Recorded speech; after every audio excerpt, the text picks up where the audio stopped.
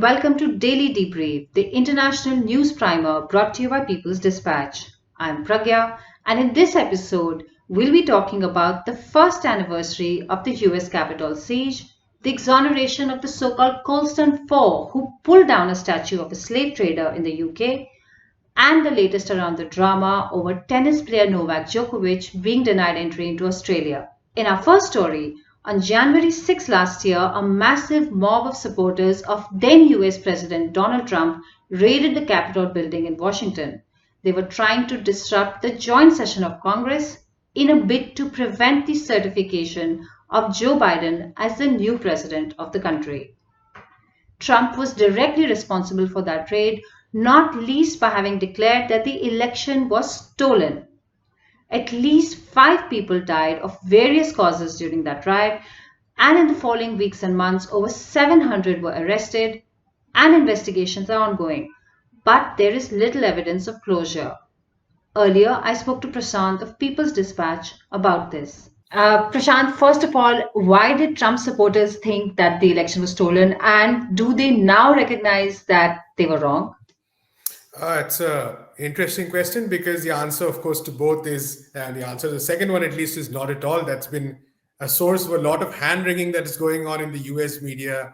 People talking about how is it that this happened? 1 year down the line, we're still where we are. But I think there are a lot of structural issues that we need to understand. And one of the key factors, let's talk about the more obvious factors first, is the thing that Trump and his entire establishment, supported by large sections of the Republican Party, supported by a very, very extreme right-wing media. We're talking about Fox News, which is famous in the world for being right-wing, but we're talking also about its much more extreme right-wing variants. All of these together built up this story over the course of many months that the election was stolen. And nothing has changed in terms of what Trump said 1 year ago. On January 6th, if you read his speech, he made it very clear. He egged people on to march to the Capitol building. And this year, he cancelled his. There was a press conference scheduled for January 6th this year at the last minute. He cancelled that after advice from a lot of other his right-wing associates. But even if you look at his statement announcing the press conference, what he said was that November 3rd, according to him, when the election results were declared, according to Trump, that was the insurrection. And January 6th was an attempt to right that wrong. So that is where the United States is right now. There is, if you look at, for instance, if you look at the polls, a lot of Republicans still strongly believing that the election was apparently stolen. A lot of Republicans still believing that, the incidents on January 6th last year were justifiable to various extents. So what we're seeing is that, an ecosystem or an environment of fake news and falsehoods and lies that have been propagated consistently over the past 1 year and even before. We have seen time and again Trump making the same declarations. We have seen reports of what kind of pressure was exerted on election officials in various states to sort of certify that Trump had actually won the election, or to certify that there were election irregularities, despite the fact that there has been no evidence of the same.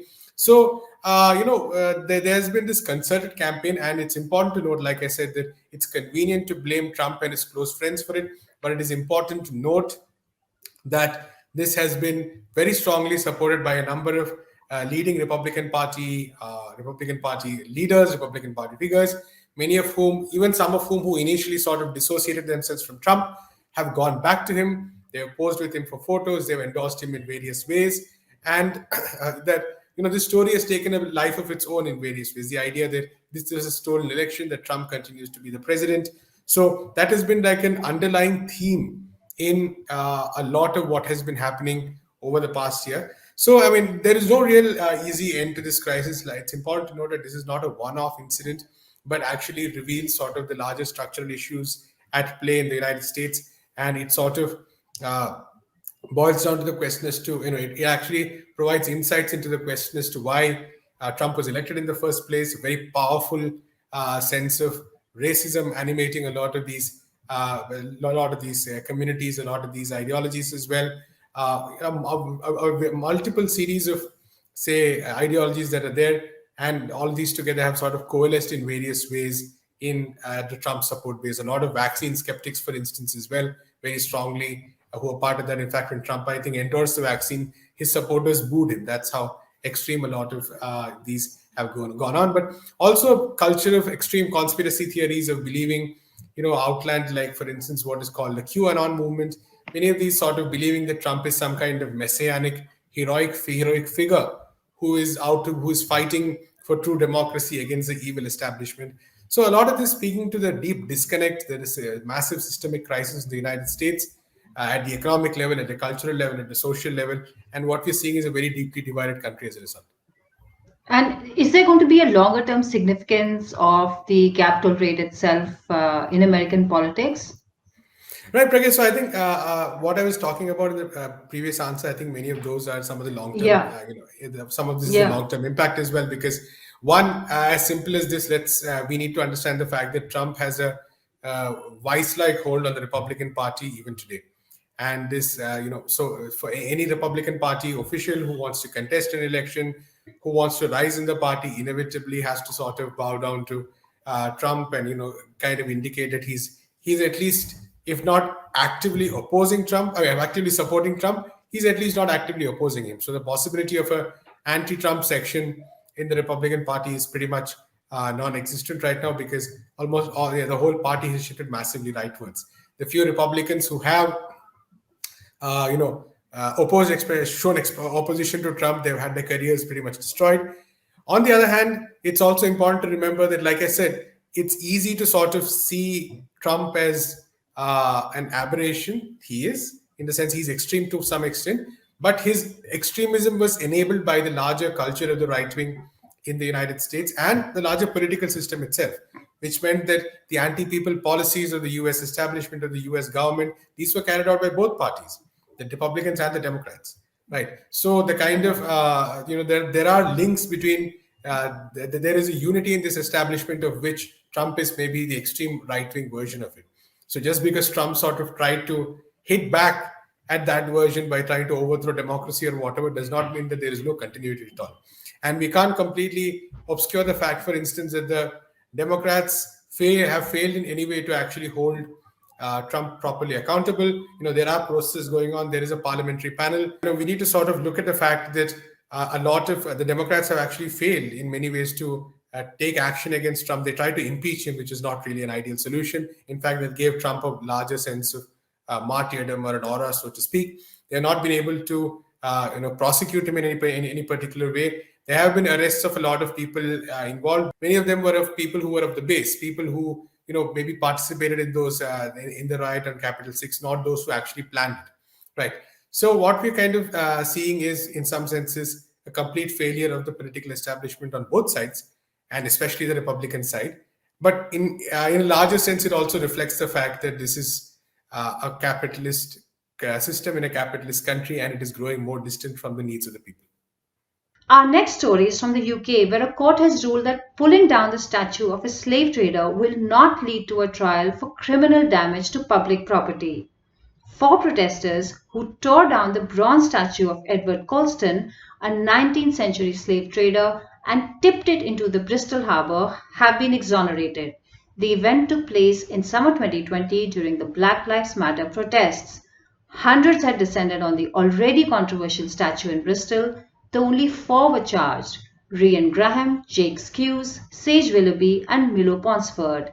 They got widespread support during their 2-week trial, including from the iconic street artist Banksy, who released a limited edition t-shirt to help cover the legal costs. We go back to Prashanth for more on this. So Prashanth, it would seem obvious that a slave trader should not be honored, and yet we had 4 people on trial for this. Could you try and explain why this was so?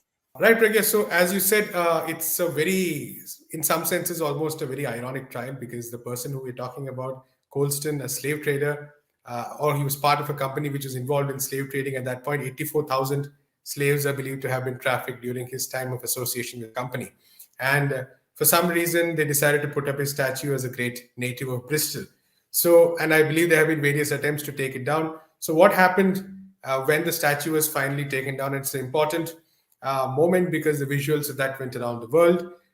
It was seen as a very powerful moment in the Black Lives Matter movement for multiple reasons, but also for the fact that, and we'll come to that later, that it was a rejection of the idea that history can be sort of there is something called a neutral history, or a history of a good history which is separate from, or you can mark people, or you can celebrate people without taking a look at their records of oppression, or their records of atrocities and stuff.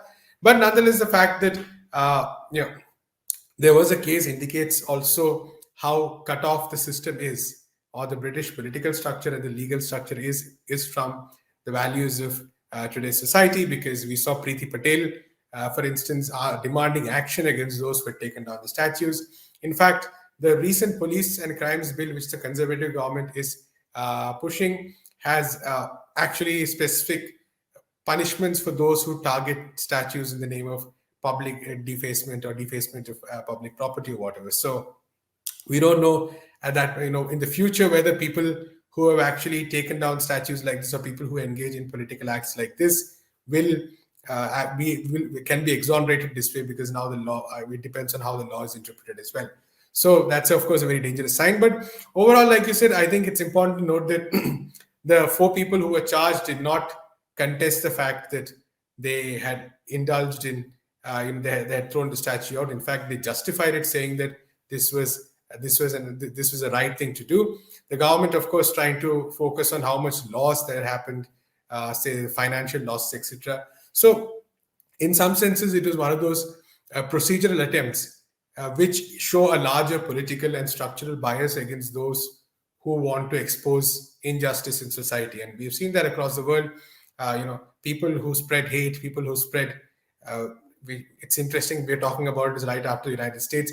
They often get minor punishments, or they're often left free. We've had a similar situation in India. Whereas activists, those who protest, those who raise voices, are the ones who always get punished. For instance, this reminds me of a similar protest in Aurora in the United States in 2020, when activists of the Party for Socialism and Liberation also faced charges because of they surrounded a police station. So it continues to remain the situation across the world, that those who say stage protests, those who sort of challenge oppression that is being conducted, whether it be historical oppression or whether it be oppression in the current, they're too connected always, are often the ones to just sort of face these kind of procedures. Often the process is the punishment as well. But it's definitely good news that they have been exonerated. And Prashant, this wasn't the only statue brought down in 2020. There were a series of this kind of incidents. Could you share some more on why that might be so? Right. So, like you said, this is not forget 2020. Even 2021 saw a very important incident where the statue of Robert E. Lee, the Confederate general, was taken down in Richmond, in Virginia. Of course, it was taken down officially, but after a long series of protests. But I think it's very important to note what two aspects actually. That one, especially after the Black Lives Matter movement broke out in May 2020, there was a lot of focus on these statues for precisely the reason I mentioned before. The idea that history somehow is something that is only in the textbooks. History is something that is neutral. History is something that can be read or understood without understanding its impact on the present, without understanding its oppression, the impact of this oppression on the present. So it was actually, in some senses, a push by activists across the world against this kind of an understanding.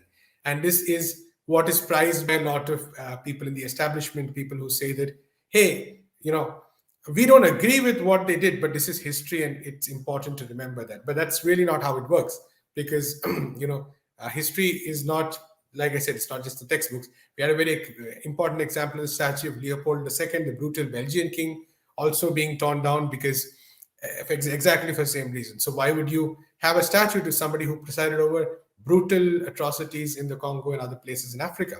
And the same debate has animated, in the United States as well, where we're talking about statues of Confederate generals, for instance, statues of or the Confederate flag, which is again a major flashpoint as well. Again, people saying that, this is our history, this is our tradition, but encoded in each of these statues, encoded in each of these symbols is a very powerful story, a very powerful story of oppression, which continues to this day.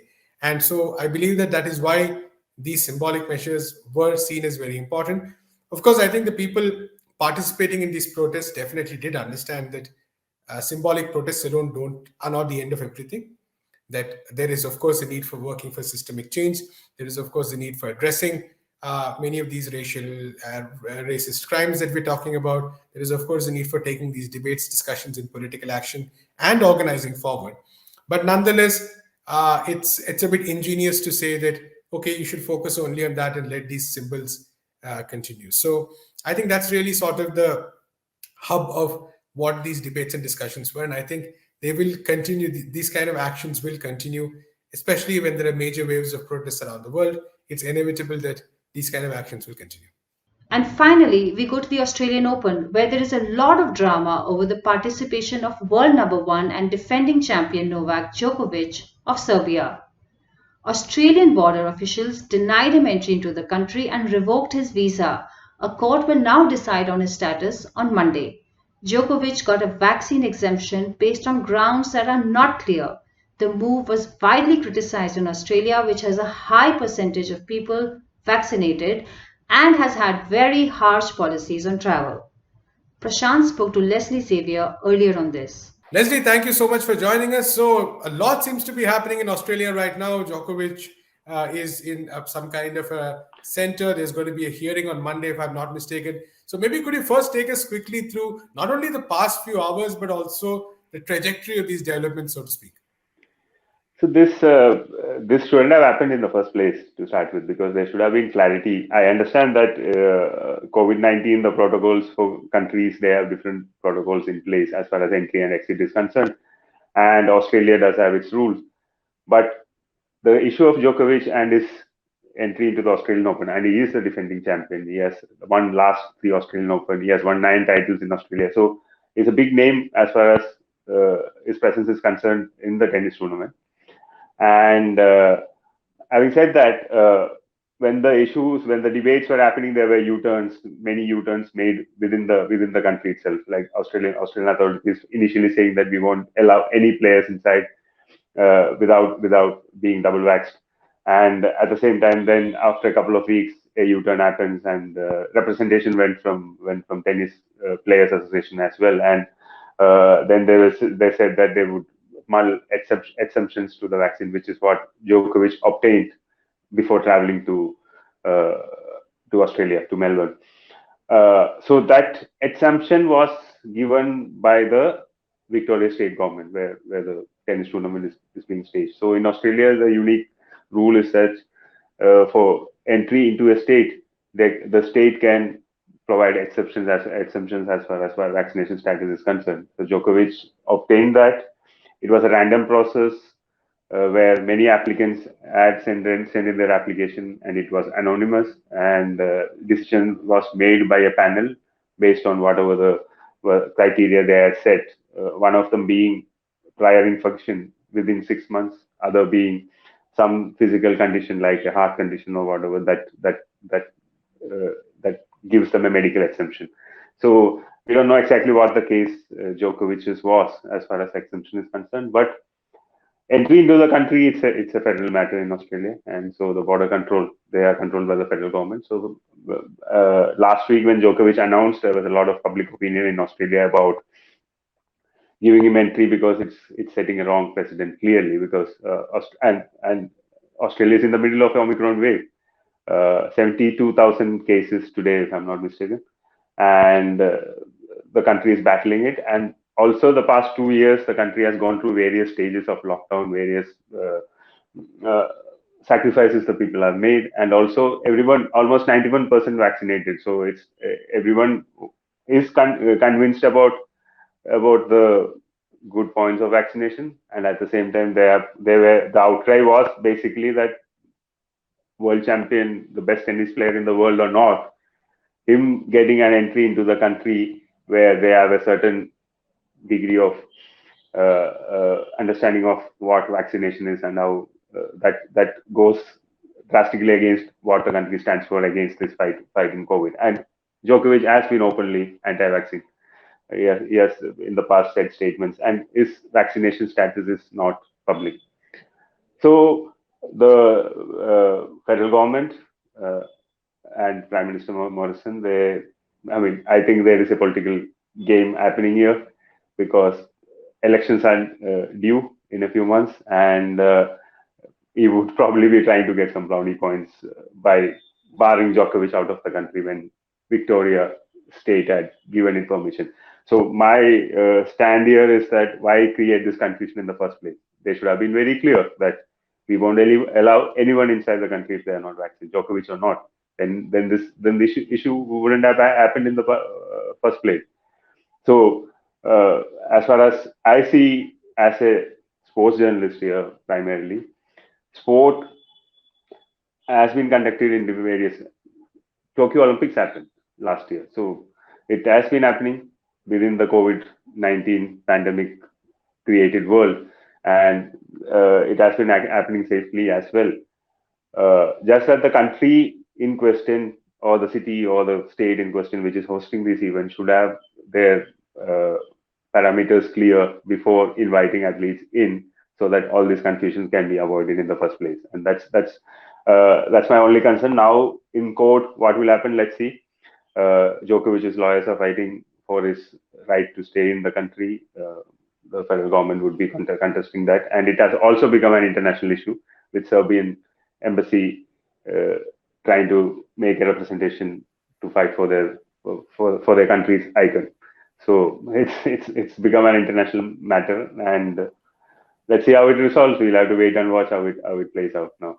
Well, that's all we have today on Daily Debrief. Do come back to us tomorrow. Please keep watching People's Dispatch and follow us and like us on Twitter, Facebook, and Instagram. Thank you.